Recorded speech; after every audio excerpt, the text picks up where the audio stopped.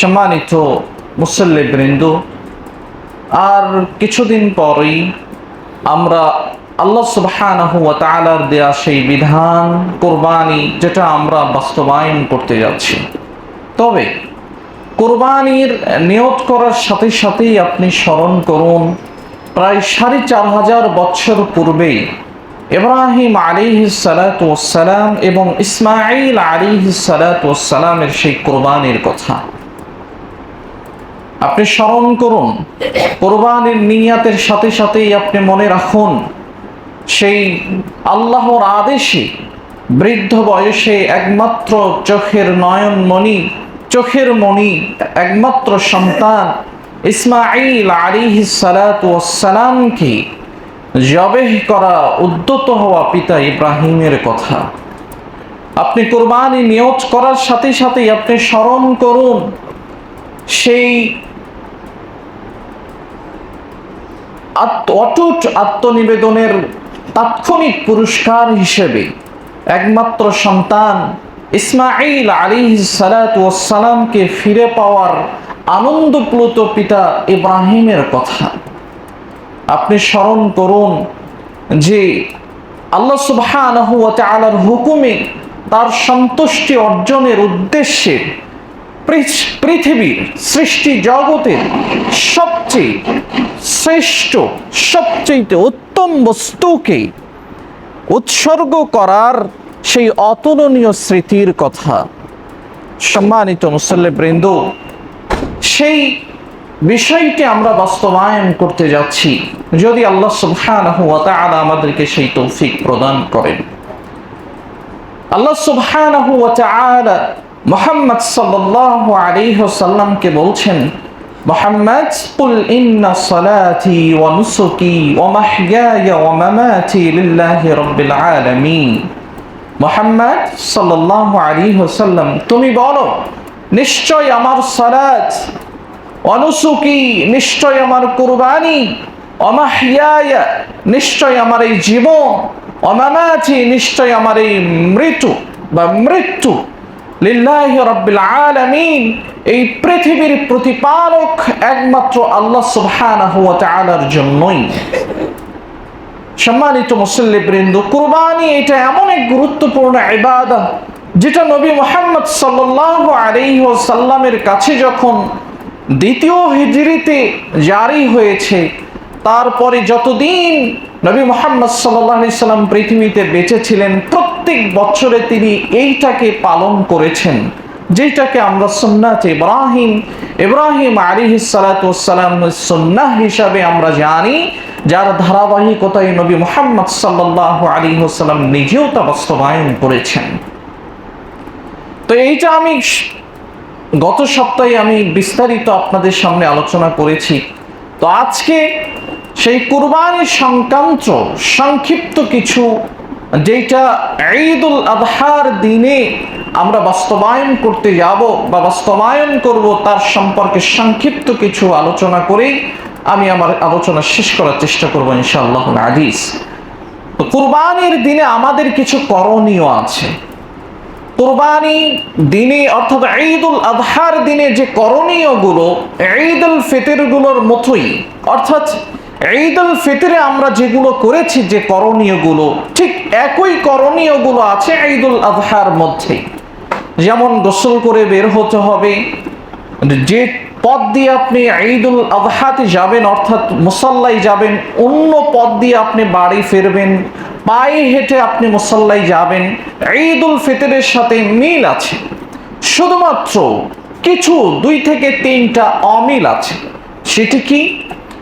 ঈদুল আযহায় যখন আপনি বের হবেন মুসাল্লায় দিকে, তখন আপনার করণীয় হবে যে কিছু না খেয়ে মুসাল্লায় দিকে বের হওয়া, যেমনটি নবী মুহাম্মদ সাল্লাল্লাহু আলাইহি ওয়াসাল্লাম করতেন। হাদিসে পাওয়া যায় যে আন্না নবী সাল্লাল্লাহু আলাইহি ওয়াসাল্লাম লা ইয়াখরুজু ইয়াওমাল ফিত্র হাত্তা ইয়াতআমা।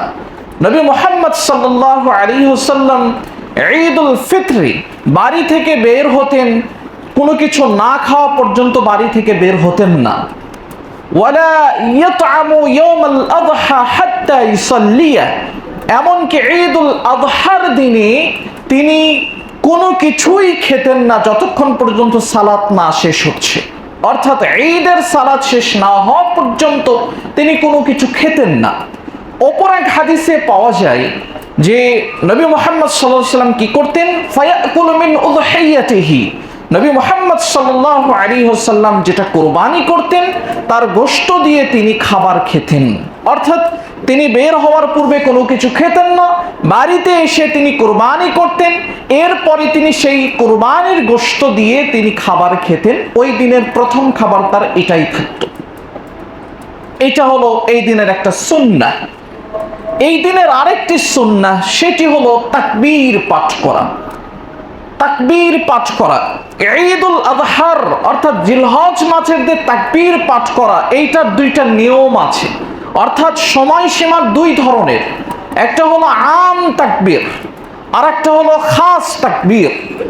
আম তাকবীর যেটা শুরু হয়েছে জিলহজ মাসের প্রথম থেকে চলতে থাকবে জিলহজ মাসের 13 তারিখ সূর্যাস্ত পর্যন্ত, এটা হলো আম তাকবীর। যে কোনো সময় আপনি এই তাকবীর পাঠ করতে পারেন, এটা হলো আম তাকবীর। আর হলো খাস তাকবীর, বিশেষ তাকবীর, সেইটা চলতে থাকবে 9 জিলহজ ফজরের সালাত থেকে শুরু করে 13 তারিখ সূর্যাস্ত পর্যন্ত। প্রত্যেক ফজর সালাতের, প্রত্যেক ফরজ সালাতের পরই সেই তাকবীর পাঠ করতে হয়। এটা হলো খাস তাকবীর। তার মানে আমাদের তাকবীর শুরু হয়েছে জিলহজ মাসের প্রথম তারিখ থেকেই, আর খাস তাকবীর শুরু হবে 9 জিলহজ অর্থাৎ আরাফার দিনের ফজর থেকে শুরু করে 13 জিলহজ সূর্যাস্ত পর্যন্ত প্রত্যেক ফরজ সালাতের শেষে। তাকবীরের বাণীগুলো কেমন হবে, তাকবীর এর বাণীগুলো কেমন হবে, এ প্রসঙ্গে মোটামুটি তিনটা মত পাওয়া যায়, যেটা ইরওয়াউল গালিলের মধ্যে উল্লেখ করা হয়েছে। শেখুল নাসিরউদ্দিন আলবানী রাহিমাহুল্লাহ যেটা উল্লেখ করেছেন। যেমন আব্দুল্লাহ ইবনে মাসউদ রাদিয়াল্লাহু তাআলা আনহু যে তাকবীরগুলো তিনি পাঠ করতেন সেটা আমাদের দেশে বহুল প্রচলিত। আল্লাহু আকবার, আল্লাহু আকবার, লা ইলাহা ইল্লাল্লাহু ওয়াল্লাহু আকবার, আল্লাহু আকবার, ওয়ালিল্লাহিল হামদ। এটা আব্দুল্লাহ ইবনে মাসউদ রাদিয়াল্লাহু তাআলা আনহু ইনি পাঠ করতেন। আব্দুল্লাহ ইবনে আব্বাস রাদিয়াল্লাহু তাআলা আনহু তিনি আবার পাঠ করতেন আল্লাহু আকবার, আল্লাহু আকবার, আল্লাহু আকবার, ওয়ালিল্লাহিল হামদ, আল্লাহু আকবার ওয়া আজাল, আল্লাহু আকবার আলা মা হাদানা। এইভাবে আব্দুল্লাহ ইবনে আব্বাস রাদিয়াল্লাহু তাআলা আনহু তিনি পাঠ করতেন, তাকবীর পাঠ করতেন। অপর এক বর্ণনায় পাওয়া যায় যে আল্লাহু আকবার কাবীরা, আল্লাহু আকবার কাবীরা, ওয়ালিল্লাহিল হামদ, আল্লাহু আকবার ওয়া আজাল, আল্লাহু আকবার, ওয়ালিল্লাহিল হামদ। এইভাবেও বর্ণনা পাওয়া যায়। তো যে কোনো ভাবে তাকবীর পাঠ করলেই চলে, তবে তাকবীর পাঠ করতে হবে জিলহজ মাসের প্রথম তারিখ থেকে একেবারে জিলহজ মাসের 13 তারিখ সূর্যাস্ত পর্যন্ত, যেটা আম তাকবীর বলে আমরা জানি। এই জন্য যে কোনো সময় যে কোনো মুহূর্তে আপনারা তাকবীর পাঠ করার চেষ্টা করবেন। এইটা একটা গুরুত্বপূর্ণ আমল। জিলহজ মাসের প্রথম 10 দিন এটা গুরুত্বপূর্ণ একটা আমল। সম্মানিত মুসল্লিবৃন্দ, ঈদের দিনে আমাদের জন্য কিছু করণীয়, সেটি হলো যখন আমরা কুরবানি করতে যাব তখন আমাদের জন্য উচিত যে আমি যে কুরবানি যেটা করছি সেটা যেন আমি নিজ হাতে কুরবানি করি। এই ক্ষেত্রে আমাদের কিছু ধারণা আছে যে মসজিদের ইমাম সাহেবকে বা মসজিদের মুয়াজ্জিন সাহেবকে নিয়ে এসে যদি আমি কুরবানিটা করে নিই তাহলে হয়তো কুরবানিটা কবুল হতে পারে। এই ধারণা কখনোই করা উচিত নয়, এটা ভ্রান্ত ধারণা। এই জন্য অসংখ্য গ্রামের মানুষ বা যে ইমাম যিনি মাঠ পড়াতে যান বা মাঠের সালাত আদায় করেন তার কাছ থেকে কুরবানিটা করে নেন। কিন্তু কুরবানি নিজ হাতে করতে হয়, এটাই সর্বোত্তম। নবী মুহাম্মদ সাল্লাল্লাহু আলাইহি ওয়াসাল্লাম নিজ হাতে কুরবানি করতেন। যেমন আনাস বিন মালিক রাদিয়াল্লাহু তাআলা আনহু তিনি বলছেন আমার নবী সাল্লাল্লাহু আলাইহি ওয়াসাল্লাম বিকাবশাইন আমলাহাইন আকরানাইন। নবী মুহাম্মদ সাল্লাল্লাহু আলাইহি ওয়াসাল্লাম সাদা কালো মিশ্রিত শিংওয়ালা দুটি দুম্বা নিয়ে আসার আদেশ দিলেন। সুম্মা ইউসাম্মি ওয়া ইউকাব্বির, এরপর তিনি আল্লাহর নাম নিলেন এবং তাকবীর পড়লেন, অর্থাৎ বিসমিল্লাহি আল্লাহু আকবার এইটা তিনি পাঠ করলেন। ওয়াদাউ রিজলাহু আলা সিফাহিহিমা, এবং তার পাটা সেই দুম্বার চোয়ালের উপর রাখলেন। অপর বর্ণনায় পাওয়া যায় ফাযাবাহুমা বিয়াদিহি, এরপর তিনি নিজ হাতে ওই দুম্বা দুটিকে জবেহ করলেন। তার মানে নিজ হাতে কুরবানির পশু জবেহ করা এটাই হলো উত্তম। তাছাড়াও আয়েশা রাদিয়াল্লাহু তাআলা আনহা তিনিও বলছেন, তিনি বলছেন আমার নবী সাল্লাল্লাহু আলাইহি ওয়াসাল্লাম বিকাবশিন আকরাম, নবী মুহাম্মদ সাল্লাল্লাহু আলাইহি ওয়াসাল্লাম শিংওয়ালা একটা দুম্বা নিয়ে আসার আদেশ দিলেন। ইয়াদাউ ফি সাওয়াদিন ওয়া ইয়ানদুরু ফি সাওয়াদিন, যে দুম্বার চোখের পার্শ্বদেশ হবে কালো, যার পেটের অংশ হবে কালো এবং পাটা হবে কালো, এমন একটা দুম্বা আনা হলো। এরপরে নবী মুহাম্মদ সাল্লাল্লাহু আলাইহি ওয়াসাল্লাম আয়েশা রাদিয়াল্লাহু তাআলা আনহাকে বলছেন, ইয়া আয়েশা হালুম্মি আল মাদিয়া, আয়েশা ছুরিটা আমাকে দাও তো। তো আয়েশা বলছেন আমি ছুরি নিয়ে আসলাম। এরপরে নবী মুহাম্মদ সাল্লাল্লাহু আলাইহি ওয়াসাল্লাম আবার বলছেন ইযহাজি বিহাজার, আয়েশা ছুরিটাকে ধার দাও তো। তো আয়েশা বলছেন ফাফআলত, আমি এটাই করলাম, মানে ছুরিটাকে ভালোভাবে ধার দিলাম। ফাআখাযাহা, এরপর তিনি ছুরিটা গ্রহণ করলেন। ফাআফজাহু, এরপর দুম্বাটাকে তিনি শুইয়ে দিলেন। ফাযাবাহু, এরপর তিনি জবেহ করলেন। সুম্মা ক্বাল, জবেহ করার সময় তিনি বলছেন বিসমিল্লাহি আল্লাহুম্মা তাকাব্বাল মিন মুহাম্মদ ওয়া মিন আলি মুহাম্মদ ওয়া মিন উম্মতি মুহাম্মদ, আমি আল্লাহর নামে পশুটিকে জবেহ করছি, হে প্রভু, হে আমার প্রতিপালক, তুমি এইটা মুহাম্মাদের পক্ষ থেকে, মুহাম্মাদের পরিবারের পক্ষ থেকে, আমি উম্মতে মুহাম্মদ, এবং মুহাম্মাদের উম্মতের পক্ষ থেকে তুমি এই কুরবানিটি কবুল করে নাও। সুম্মা দাহা বিহি, এরপরে তিনি সেই পশুটিকে কুরবানি করলেন, জবেহ করলেন। তো এইখান থেকেও আমরা দেখতে পাই যে নবী মুহাম্মদ সাল্লাল্লাহু আলাইহি ওয়াসাল্লাম নিজ হাতে কুরবানির পশু জবেহ করেছেন, এবং এটাই উত্তম, এটাই আমাদের হওয়া উচিত, এটাই আমাদের করা উচিত। মানুষ, প্রত্যেক মানুষ, আমরা তো মুসলিম, আমরা প্রত্যেকে জানি বিসমিল্লাহি আল্লাহু আকবার, অত বড় বলতে হবে না, ছোট্ট শুধুমাত্র বিসমিল্লাহ বা বিসমিল্লাহি আল্লাহু আকবার বলে আপনি আপনার কুরবানির পশুটি জবেহ করবেন। এইটা আপনার দায়িত্ব, নিজ হাতে কুরবানির পশু জবেহ করবেন। এরপরে কুরবানির গোশত বন্টনের যে বিষয়, কুরবানির গোশত বন্টনের ক্ষেত্রে প্রশস্ততা আছে। এটা আমাদের সমাজে একেবারে দাড়ি পাল্লা নিয়ে একেবারে সমান সমান ভাগ করার চেষ্টা করে, কিন্তু আমাদের মনে রাখতে হবে যে কুরবানির গোশত বন্টনের ক্ষেত্রে ইসলাম আমাদেরকে প্রশস্ততা দিয়েছে। যদি আমরা জাহেলি যুগে দেখি, যে জাহেলি যুগে যারা আরবরা ছিল তারা কাবার উদ্দেশ্যে তারা কুরবানির পশু, কাবার উদ্দেশ্যে পশু জবেহ করত, কিন্তু তারা কখনো সেই পশুর গোশত খেত না, তারা খেত না, মানুষদের মাঝে সেটা বিতরণ করত। কিন্তু ইসলাম তার বিপরীত করে দিয়েছে, আল্লাহর উদ্দেশ্যে পশু কুরবানি করবে, পশু জবেহ করবে, যিনি কুরবানি করেছেন, জবেহ করেছেন, তিনিও খাবেন এবং মানুষদেরকেও খাওয়াবেন। আল্লাহ সুবহানাহু ওয়া তাআলা বলছেন ফাকুলু মিনহা ওয়া আত'ইমুল কানিআ ওয়াল মু'তার, তুমি নিজে কুরবানির গোশত খাবে এবং যারা অভাবী, যারা চায়, যারা চায় না, তাদেরকে তুমি কুরবানির গোশত খাওয়াবে।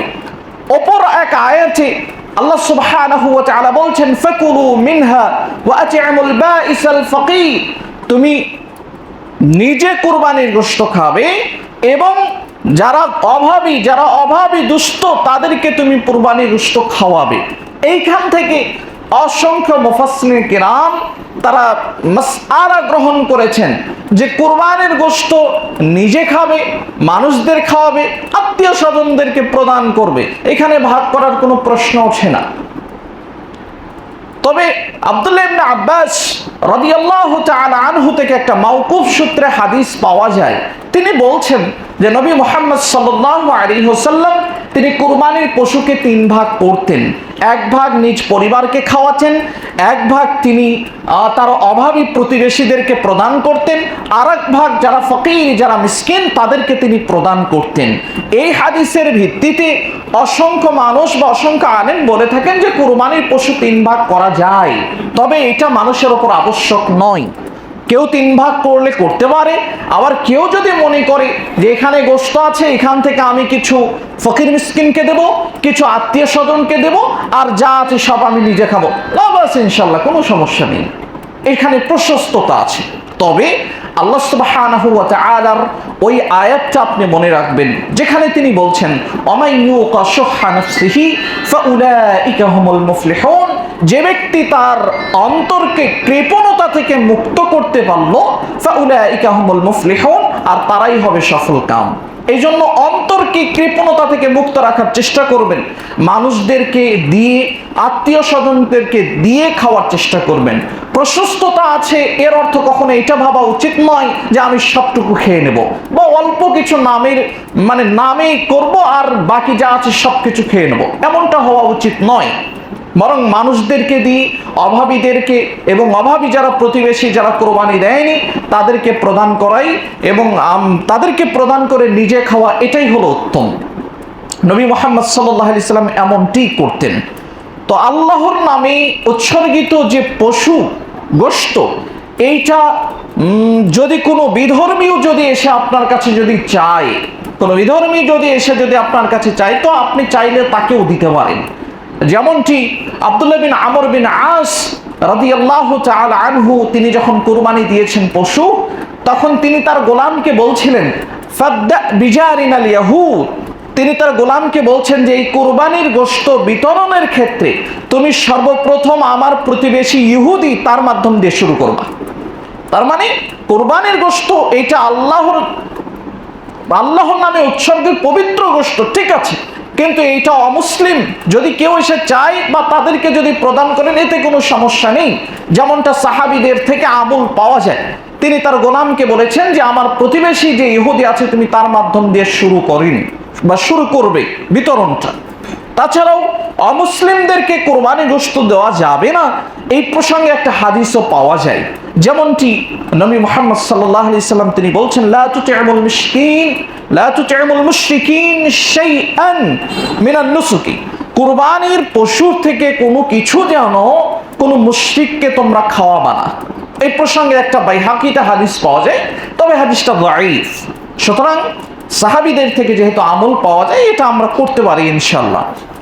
সম্মানিত মুসল্লিবৃন্দ, এই পর্যায়ে আমরা এখন বলতে পারি যে কুরবানির গোশত বন্টন হয়ে যাওয়ার পরে কুরবানির গোশত যে সংরক্ষণের যে বিষয়টি আছে, নবী মুহাম্মদ সাল্লাল্লাহু আলাইহি ওয়াসাল্লামের সেই হাদিস, যেখানে তিনি মদিনাবাসীদেরকে বলছেন ইয়া আহলাল মদিনা, হে মদিনার অধিবাসী, লা তাকুলু লুহুমাল আদাহি, তোমরা কুরবানির গোশত খেও না ফাওকা সালাসাতি আইয়াম, 3 দিনের ঊর্ধ্বে তোমরা কুরবানির গোশত খেও না।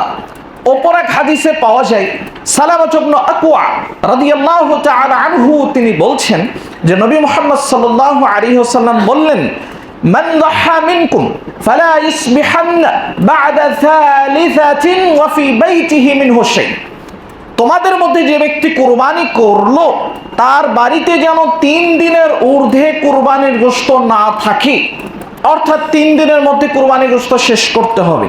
ফালাম্মা কানা আমুল মুকবিল, কিন্তু আগামী বছর যখন চলে আসলো, আগামী বছর যখন পদার্পণ করলো, তখন সাহাবাই কেরাম তারা বলছেন যে ক্বালু ইয়া রাসূলুল্লাহ, আমরা বললাম হে আল্লাহর রাসূল, নাফআলু কামা ফাআলনাল আমাল মাযী, আমরা কি এই বছরেও ওইটা করব যেটা আমরা গত বছরে করেছি? তো নবী মুহাম্মদ সাল্লাল্লাহু আলাইহি ওয়াসাল্লাম গত বছর তিনি বলেছেন যে 3 দিনের ঊর্ধ্বে তোমরা কুরবানি গোশত খেতে পারবে না, বাড়িতে যেন 3 দিনের ঊর্ধ্বে কুরবানি গোশত না থাকে। তো আল্লাহর নবী এই বছরেও কি আমরা 3 দিনের ঊর্ধ্বে কুরবানি গোশত বাড়িতে রাখবো না? তখন নবী মুহাম্মদ সাল্লাল্লাহু আলাইহি ওয়াসাল্লাম বলছেন কুলু ওয়াতঈমু ওয়াদাখিরু, তোমরা খাও, মানুষদেরকে খাওয়াও, ওয়াদাখিরু, এবং তোমরা গুদামজাত করে রাখো, ফাইন্না যালিকাল আম, কেননা ওই বছরে যে আমি তোমাদেরকে নিষেধ করেছিলাম যে তোমরা কুরবানির গোশত খেও না। ফাইদান নাস জাহাদু ওয়া আরাদতু আন তুঈনু ফীহিম, কেননা আমি মুহাম্মদ সাল্লাল্লাহু আলাইহি সাল্লাম চেয়েছিলাম যে তখন যেহেতু মানুষের মাঝে দুর্ভিক্ষ দেখা দিয়েছিল, এই জন্য আমি চেয়েছিলাম তোমরা যেন মানুষদেরকে বেশি বেশি দান করো, তোমরা যেন মানুষদেরকে বেশি বেশি কুরবানি গোশত প্রদান করো। এই জন্য আমি মুহাম্মদ সাল্লাল্লাহু আলাইহি সাল্লাম বলেছিলাম যে 3 দিনের ঊর্ধ্বে তোমরা কুরবানির গোশত বাড়িতে রাখবা না, 3 দিনের ঊর্ধ্বে তোমরা কুরবানির গোশত খাবে না। তো এই বছর যেহেতু ওই দুর্ভিক্ষ নেই, সুতরাং তোমরা কুলু খাও, ওয়াতিমু মানুষদেরকে খাও, ওয়াদাখিরু তোমরা ফ্রিজিং করো, মানে গুদামজাত করো। সম্মানিত মুসলিমবৃন্দ, এই জন্য কেউ যদি ফ্রিজিং বা গুদামজাত করতে চায় তাহলে করতে পারে। তবে যে সমাজে অভাবী খুব বেশি, যে সমাজের মানুষ অভাবী খুব বেশি, তবে সেখানে উচিত যে মানুষদেরকে বেশি বেশি দান করা। যেহেতু নবী মুহাম্মদ সাল্লাল্লাহু আলাইহি ওয়াসাল্লাম যখন দেখছেন যে মানুষদের মাঝে খুব অভাব দেখা দিয়েছে, তখনই তিনি বলছেন কি যে তোমরা 3 দিনের ঊর্ধ্বে কুরবানি গোশত খাবে না, মানুষদেরকে বেশি বেশি প্রদান করো।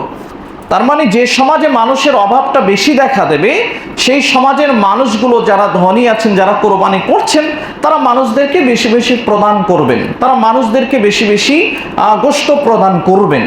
এটাই উচিত, বা এটাই হলো হাদিস থেকে যে শিক্ষা, এটা আমরা পাই আর কি। এবার আসুন যে মজুরি প্রদান, কুরবানির গোশতের মাধ্যমে কখনো মজুরি প্রদান চলে না, কোনো মজুরি প্রদান চলে না। আমাদের সমাজে বহুল প্রচলিত এটা যে ও তো আমাকে গোশত কুটে দিল, তো ওকে কিছু দেই, তার মানে ও গোশত কুটে দিয়েছে এই জন্য তাকে মজুরি প্রদান করছে। তো আমি এখানে এটা বোঝাতে চাচ্ছি না যে যে গোশত কুটে দিয়েছে, গোশত কেটে দিয়েছে, তো তাকে আপনি কুরবানি গোশত দেবেন না, এটা আমি বোঝাতে চাইনি।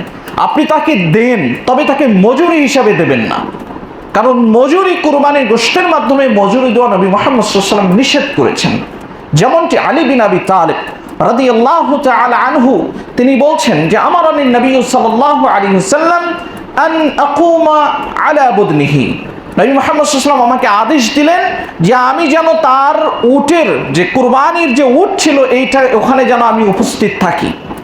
ওয়ান আকসামা লুহুমাহা ওয়া জুলুদাহা ওয়া জিলালাহা আলাল মাসাকিন, এবং তিনি আমাদেরকে আরো আদেশ দিয়েছেন কি যে এই কুরবানির যে গোশত, এই কুরবানির যে চামড়া, আর এই কুরবানির যে জিন বলতে ওই যে মানে কুরবানির পশুর সাথে বিভিন্ন কিছু থাকে, যেমন উটের সাথে থাকতো বিভিন্ন জিন, মানে গদি থাকতো পিঠের ওপর, বা আমরা বলতে পারি যে যে দড়িটুকু আছে। আমাদের সমাজে হয়তো কুরবানির পশুর সাথে কোনো কিছু থাকে না, বাট যে দড়িটুকু আছে এটাও এটারই অন্তর্ভুক্ত। তিনি বলছেন যে লুহুমাহা কুরবানির গোশত, ওয়া জুলুদাহা তার চামড়া, ওয়া জিলালাহা এবং ওই কুরবানির পশুর সাথে যা কিছু আছে সবকিছু যেন আলাল মাসাকিন মিসকিনদের মাঝে যেন আমি বিতরণ করে দিই। ওয়ালা উতিয়া মিন জিজারাতিহা শাইআম মিনহা, এবং এই কুরবানির পশু থেকে কিঞ্চিত পরিমাণ কোনো কিছু যেন আমি মজুরি হিসাবে কাউকে প্রদান না করি। এই প্রসঙ্গে নবী মুহাম্মদ সাল্লাল্লাহু আলাইহি ওয়াসাল্লাম আমাকে আদেশ দিয়েছেন। তার মানে কুরবানির পশু থেকে কখনো মজুরি প্রদান চলে না, মজুরি আসবে আপনার নিজ পকেট থেকে। এই জন্য আলী বিন আবি তালিব রাদিয়াল্লাহু তাআলা আনহুর ওপর এক হাদিস আছে যে নাহনু নুতিহি মিনহা, ওই মজুরি আমরা আমাদের নিজ পকেট থেকে আমরা প্রদান করতাম। কুরবানির পশু দিয়ে কখনো মজুরি চলে না। সম্মানিত উপস্থিতি, কেননা এইখানে যেমন আপনার হক আছে, মানে এখানে যেমন গরিবদের অধিকার আছে, তো গরিবদের অধিকার কেন আপনি নষ্ট করতে যাবেন মজুরি প্রদান করার মাধ্যমে? এই জন্য মজুরি কুরবানির গোশত দিয়ে চলবে না, যেটা যাবে সেটা হলো আপনার নিজ পকেট থেকে যাবে। এই জন্য কখনো মজুরি দেওয়ার চেষ্টা করবেন না। আল্লাহ সুবহানাহু ওয়া তাআলার কাছে আমরা দোয়া করি যে আল্লাহ সুবহানাহু ওয়া তাআলা যেন সুন্নাহ মোতাবেক, বিধান মোতাবেক যেন আমাদের কুরবানি করা, আমাদের কুরবানি জবেহ করার তৌফিক প্রদান করেন। আল্লাহুম্মা আমিন। আল্লাহর কাছে আমরা আরো দোয়া করি যে আমরা আল্লাহকে সন্তুষ্ট করার জন্য যে কুরবানি যে করব, এই কুরবানি যেন আল্লাহ সুবহানাহু তুমি আমাদের কাছ থেকে কবুল করে নিও। আল্লাহুম্মা আমিন, আল্লাহুম্মা আমিন। এই বলে আমার সংক্ষিপ্ত আলোচনা এখানে শেষ করছি। ওমা আলাইনা ইল্লাল বালাগ।